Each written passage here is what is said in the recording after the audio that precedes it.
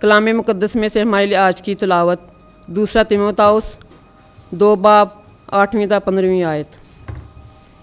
याद रख के खुदावंद यीशु मसीह जो दाऊद की नस्ल से है हमारी इंजील के मुवाफिक मुर्दों में से ज़िंदा किया गया है, जिसके लिए मैं यहाँ तक दुख उठाता हूँ कि बदकार की मांद जंजीरों में बंधा हुआ हूँ। मगर खुदा का कलाम जंजीरों से बंद नहीं है। बस मैं बरगज़ीदों की खातिर सब कुछ सहता हूँ, ताकि वो भी उस निजात को जो मसीह यीशु में है आसमानी जलाल समेत हासिल करें। ये बात सच है कि अगर हम साथ मरे हों तो साथ ही जिएंगे, अगर हम साथ दुख उठाएं तो साथ ही बादशाही करेंगे, अगर हम उसका इनकार करें तो वो भी हमारा इनकार करेगा, अगर हम बेवफा हो जाएं तो वो वफ़ादार रहता है, क्योंकि अपना इनकार नहीं कर सकता।